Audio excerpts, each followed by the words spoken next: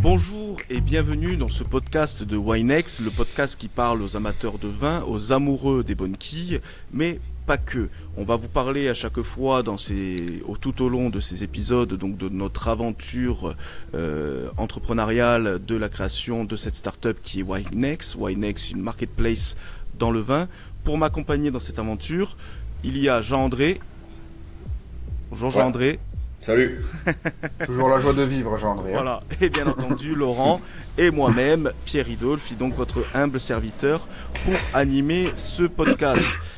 Les gars, on a décidé donc dans ce nouvel épisode du podcast de Winex de parler un peu de la communication, nos projets en communication et de quoi on va parler en fait, parce que une marketplace dans le vin.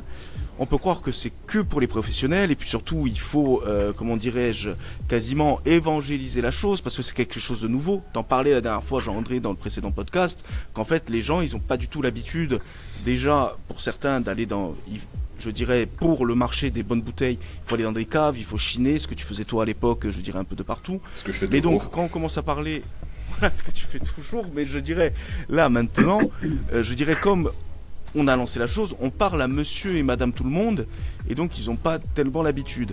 Donc là l'objectif c'est de se dire comment on va communiquer sur cette marketplace. Donc Laurent, ça a été quoi notre premier parti pris pour toi donc au début de la manière dont on a commencé à communiquer? Notre parti pris, alors au début, tu parles de quel début? Le tout début? Le tout début, je dirais pas. Déjà, ce qu'il faut savoir, hein, on vous le dit, c'est qu'au début, on a gardé ça secret. Il fallait pas qu'on le dise. On a essayé donc de teaser quelque chose sur le vin, parce que on voulait pas que, comme c'est quelque chose, notre modèle n'existe quasiment pas. On voulait pas qu'il soit récupéré trop vite, non plus. Donc voilà. Mais au début, quand on a décidé de faire le shooting dans mes bureaux. Mhm. Pour toi, comment on a décidé après de communiquer après? L'idée de communiquer, ça a été de parler déjà de. Donc au début, on a teasé notre concept, et c'est vrai que c'était intéressant parce que les gens ils voyaient un truc dans le vin, donc ils se disent bon, un caviste, un distributeur, un réseau de commercial, et non, au final, pas du tout, une marketplace, ça, personne s'y attendait. Du coup, les gens ont été agréablement surpris parce que du coup, ils ont dit ah ouais, bonne idée, ça change. Donc voilà, au début, on a été sur ce côté teasing. Ensuite, ça a été d'expliquer notre concept de marketplace. Donc, le parti pris, c'était ça, hein, c'était vraiment d'expliquer le pourquoi du comment, pourquoi on a décidé de faire une marketplace, qu'est-ce qu'une marketplace. Parce qu'il faut savoir que la marketplace en soi, euh, en fait, c'est à la fois démocratisé et à la fois pas tant que ça. Parce que tout le monde se sert de marketplace, tout le monde commande sur Amazon, mais les gens ne se rendent pas compte qu'ils sont sur une marketplace parfois. Donc on a des gens, en fait, ils achètent sur Amazon, mais ils pensent qu'ils achètent à Amazon, alors qu'en fait, ils achètent à une plateforme multivendeur, ils achètent à des vendeurs qui vendent sur Amazon. Donc nous, le parti pris au début, c'était d'expliquer notre concept de marketplace dédié à l'univers du vin.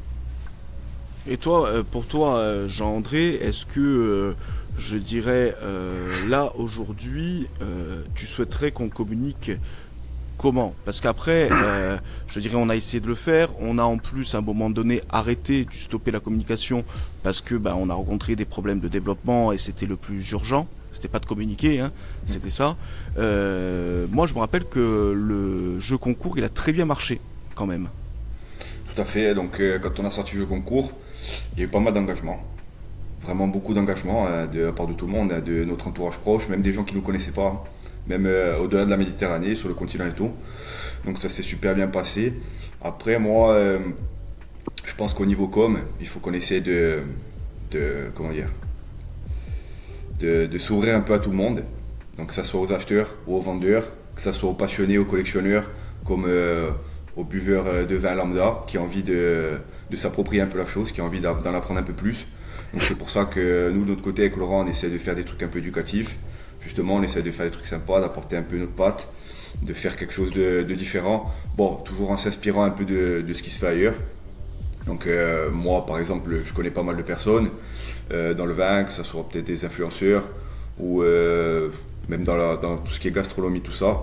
Donc voilà, on a quelques discussions avec eux. Donc il y a des choses qui vont arriver, des choses sympas, des choses j'espère qui vont plaire à tout le monde. Voilà, on a des surprises, on a plein d'idées, donc je pense qu'on va faire des trucs sympas. Pour moi, en plus, déjà, pour ceux qui nous regardent, parce que le podcast, il va être à la fois audio, d'accord. Il va être aussi en format short pour pouvoir attirer les personnes, je dirais, qui nous connaissent via les réseaux sociaux, qui soient Facebook, Instagram, LinkedIn ou voire YouTube Short, à voir ou à écouter le podcast en entier. Donc pour ceux qui nous regardent, oui, je filme parce qu'on doit faire de la communication, donc oui, j'ai filmé, d'accord. Et Laurent s'est un peu absenté à un moment donné, mais voilà. Donc en fait, là, pour moi, en communication, l'objectif, c'est vraiment qu'on arrive à faire ce rendez-vous, voilà, de podcast, parce que bien entendu, si vous nous regardez, vous pouvez noter que, à part Jean-André qui a changé d'endroit pour que la connexion soit meilleure pour la vidéo, on enregistre la plupart du temps beaucoup d'épisodes le même jour, parce que si on enregistrait, je dirais à chaque fois chaque semaine, ça serait très bien, mais c'est hyper chronophage, ça prend du temps, et comme on a encore une fois à côté chacun nos vies, parce qu'on ne vit pas encore de Winex, on l'espère très bientôt, mais je dirais on a besoin, donc on en enregistre plusieurs des épisodes, et le but déjà des podcasts, c'est d'être connecté avec vous. Et donc par exemple, là l'objectif de cet épisode, c'est de parler de la com et de dire, s'il vous plaît, dites-nous quel contenu vous souhaiterez avoir.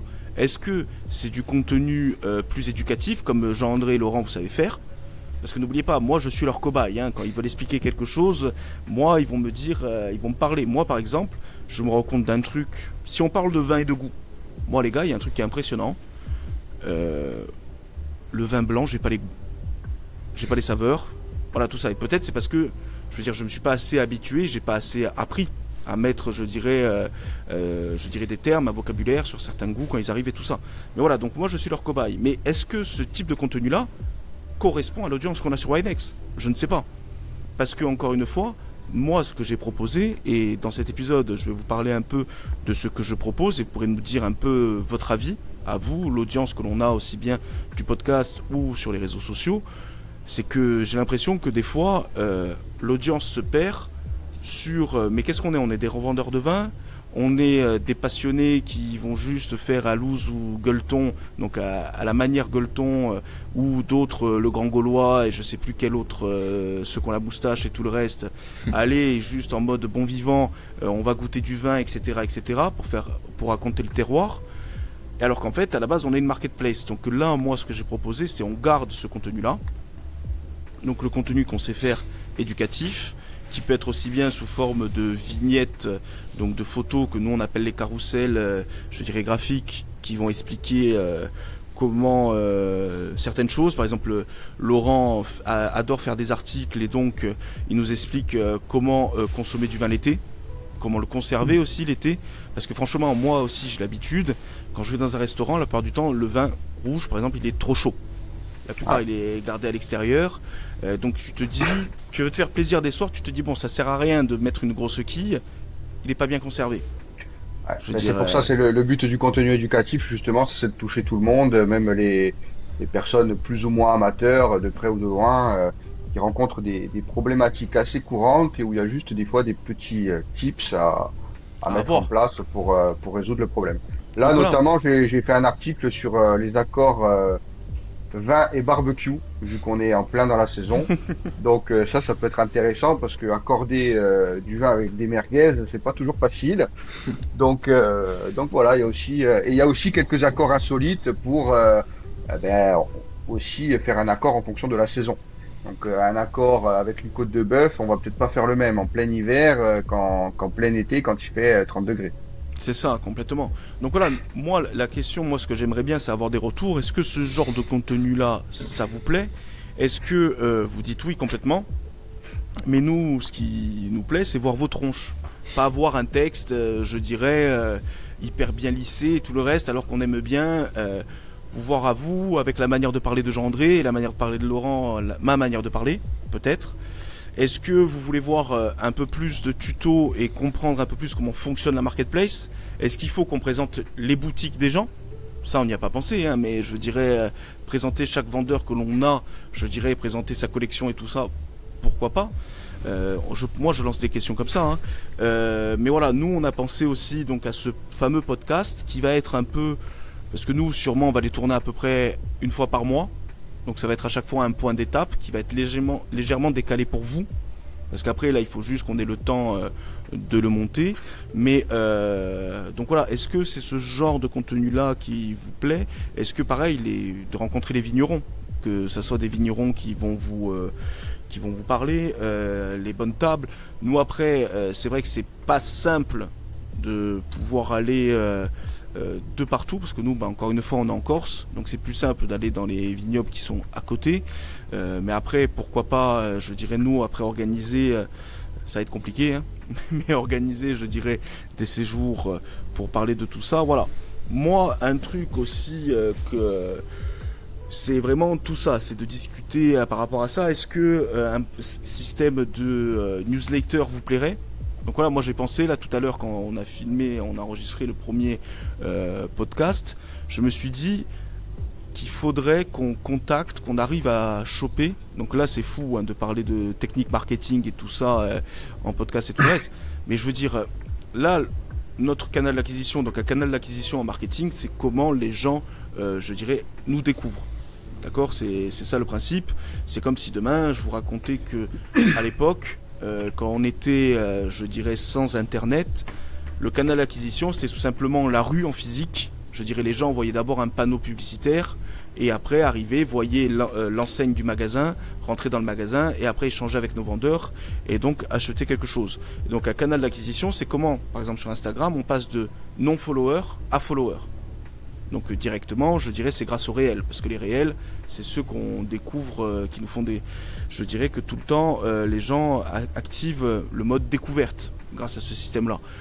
Pour moi, par exemple, un truc qui serait top, c'est réussir à choper, donc ça c'est une technique de Sioux, hein, comment on va arriver à choper, mais tous les contacts de la majorité des cavistes en France. C'est-à-dire essayer de les contacter pour leur dire, on a ce système-là, est-ce qu'il vous intéresse, etc. Parce qu'un truc qu'on n'arrête pas de parler depuis le début, c'est de l'authenticité de nos vendeurs. Et c'est vrai qu'il y a un côté, c'est que d'avoir des professionnels, c'est sympa. Donc ça, c'est un premier point. Mais à côté de ça, c'est pour vous, les gars, est-ce que vous avez réussi à avoir... Comment vous arrivez à convaincre les gars qui ne sont pas professionnels, mais qui sont passionnés comme vous, à arriver sur Winex et à créer des boutiques sur Winex?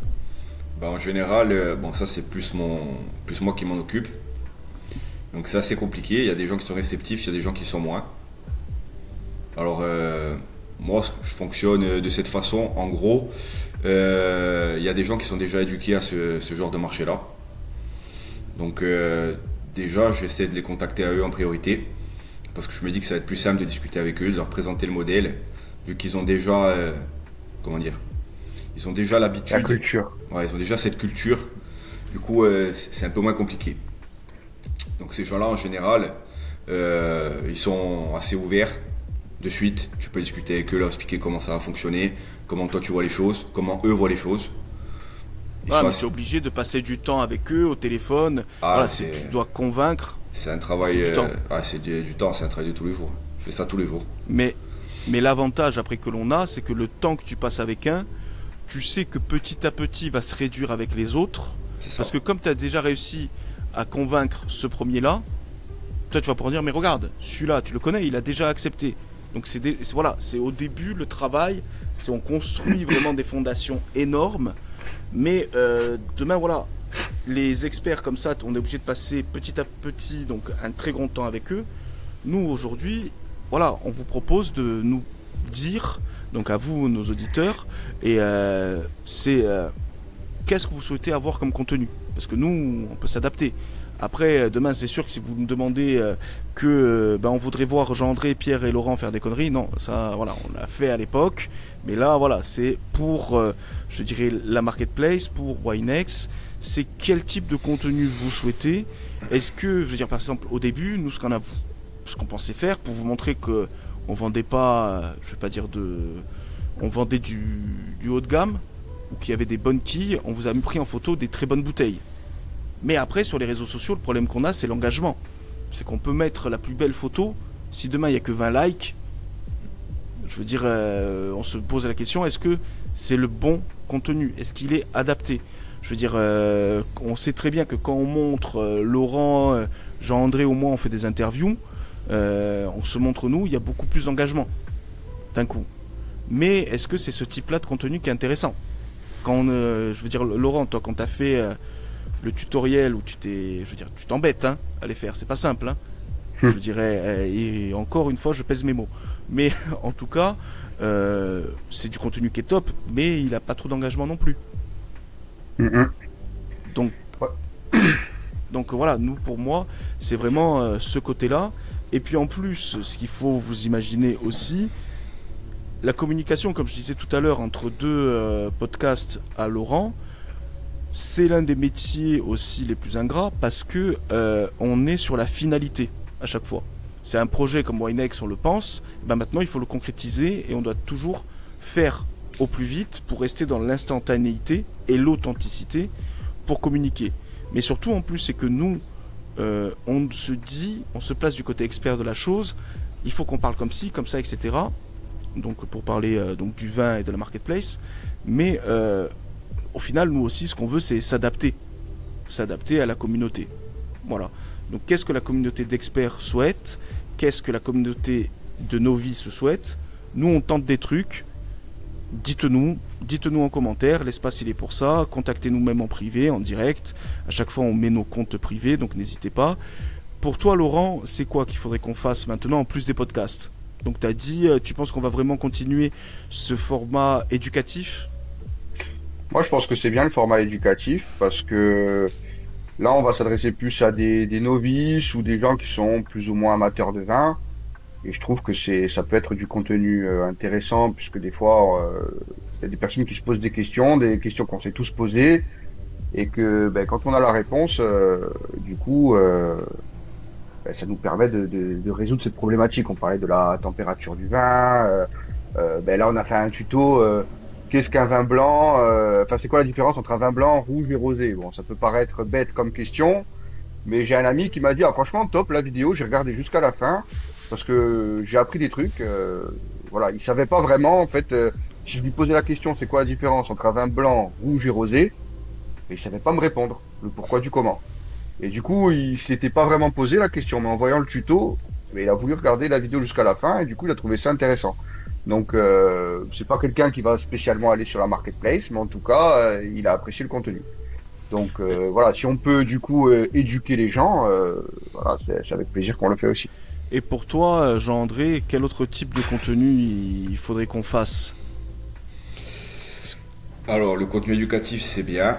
On a listé pas mal de points avec Laurent, donc il y a du contenu qui va arriver. Il faut qu'on tourne, il faut faire les montages, il faut faire tout ce qui va bien. Après, moi, perso, ce que je trouve très intéressant, c'est quand tu vas discuter avec les vignerons. Quand tu visites avec eux, tu dégustes, ils t'expliquent leur manière de voir les choses, la façon dont ils travaillent, leur terroir. Voilà, donc après, c'est plus compliqué, parce que le contenu éducatif, on a une caméra, des micros, on a prompté, on s'approprie un peu le sujet, et puis c'est parti. Bon, bien sûr, ça prend un peu de temps, parce que des fois, il faut reprendre un peu les vidéos parce qu'on a bafouillé ou parce qu'il y a des choses qui vont pas. Donc ça se fait plus facilement. Après, c'est sûr qu'aller voir des vignerons, c'est plus compliqué. Il faut qu'ils aient du temps, il faut que nous on ait du temps, il faut qu'on puisse se déplacer. Des fois, comme tu l'as dit, nous c'est en Corse, donc c'est plus compliqué. On était dans le sud la semaine dernière, donc ça reste en Corse. Mais voilà, pour nous, avec Laurent, on a nos vies à côté, donc il faut qu'on puisse se dégager 2 jours en même temps que les vignerons pour pouvoir descendre dans le sud et discuter avec eux. Donc voilà, c'est des choses qu'on fera moins souvent que le contenu éducatif, voilà, parce que voilà, forcément c'est compliqué. On va continuer à le faire. Mais voilà, moi je pense que c'est une partie qui peut être hyper intéressante, à la fois pour le passionné, la personne vraiment avertie, et pour la personne un peu plus novice. Mais nous, après, il y y a aussi, on parle d'interviewer des vignerons, donc c'est top et c'est quelque chose même qui est évident. Après, il y a des choses qui paraissent moins évidentes, on pense moins, mais je trouve qu'ils peuvent être aussi très intéressantes. C'est parler aussi à d'autres acteurs de la filière du vin qui sont plus dans l'ombre, mais ça peut être des commerciaux qui représentent. Nous, on est très bien avec des gens qui représentent des vignerons continentaux sur la Corse, par exemple, et qui connaissent les vins sur le bout des doigts, qui savent raconter leurs histoires, qui ont du coup aussi d'autres problématiques que le vigneron, parce que des fois aux commerciaux, les clients vont dire des choses qui se permettraient pas de dire aux vignerons, donc ils ont aussi d'autres vérités à raconter. Il y a les cavistes, voilà. Après, ça peut être aussi des particuliers qui sont passionnés, qui ont des super caves. Ils ont aussi des choses à dire. Enfin, je pense que les vignerons, c'est très bien. Je pense que c'est bien aussi de parler avec tous les acteurs du vin, que ce soit des passionnés. Tous les acteurs de la filière du vin. Après, nous, ce qu'il faut bien expliquer à l'audience, c'est que le contenu, comme vous allez le voir très prochainement, ou peut-être qu'il est déjà apparu, se déplacer, ça reste un événement. Quand je dis un événement, c'est que on sait que ce contenu-là va faire plus de vues et tout ça, plus d'engagement. Mais le problème, c'est que c'est très compliqué parce qu'on peut faire qu'une chose. Voilà, je veux dire, demain en une journée, c'est très compliqué qu'on puisse faire 2 domaines. Ou du moins, se déplacer, comme vous avez dit, dans le sud, en Corse du Sud, pour nous, c'est directement 3 à 4 heures de route. C'est pas si simple que ça et on peut pas visiter je ne sais combien de caves en même temps. Donc ça reste un événement. Comparé à un podcast en visio, on peut en faire 10 fois plus. Dans la journée, c'est beaucoup plus simple pour nous et au moins vous gardez le fil. Parce que sinon, si on ne faisait que des visites en domaine, ça allait être compliqué parce que vous aurez du contenu très rarement. Ou sinon, on va vous parler que d'un seul domaine pendant un mois. Ouais, ou d'une seule région. Notamment, on parlerait beaucoup de la Corse. Ça nous fait plaisir, hein, mais il y a d'autres aussi régions, des marques nationales. Et vous n'allez pas comprendre. Moi, ce que j'aimerais savoir, et là on va en parler là, tous les 3 même autant pour la première fois, mais c'est Laurent, il se dit, c'est très bien, il faudrait qu'on tape toutes les filières du vin, mais on pourrait aussi taper des vendeurs qui ont décidé de vendre sur notre plateforme avec un podcast comme ça. C'est-à-dire que demain, grâce à la visio, on peut très facilement contacter quelqu'un qui est un vigneron de Gros-Hermitage. On peut très bien facilement taper un vendeur qu'on a en Bretagne, etc., etc. C'est sûr que pour vous, qualitativement, si vous regardez la vidéo, c'est embêtant parce que vous allez voir que des gars dans des bureaux. Certains ils sont dans des dressings, certains ils sont dans leur salon, certains ils sont dans leur bureau. C'est ce que l'on est à l'heure actuelle, hein. Si vous nous regardez, vous l'avez très bien compris. Mais en tout cas, vous avez la voix et vous avez, je dirais, pour certains, donc il y aura la vidéo mais qui sera très courte, mais au moins vous avez l'expertise au minimum au niveau audio de quelqu'un et je pense que ça serait pas mal aussi de le faire. Je veux dire, parce que maintenant avec les moyens que l'on a, on va pas se freiner. Il faut qu'on fasse, je pense. Et nous, on est prêt à prendre du temps pour vous, donc les auditeurs, les visiteurs du site Winex et peut-être les futurs vendeurs et acheteurs. Mais voilà, dites-nous, on est là pour partager avec vous. C'est comme un bon vin, il est encore meilleur si on le partage. Est-ce que c'est vrai ? Tout à fait. Bien vu. Voilà, ça, vous avez vu, je ne m'y connais pas beaucoup, mais en tout cas, c'est bien, tu commences à apprendre. Oui, mais tu le sais très bien que moi, les punchlines, c'est mon métier. Voilà. Donc sur ces bonnes paroles et sur cette punchline, on va se quitter. Donc merci Laurent, merci Jean-André et à très vite sur le podcast de Winex. Ciao.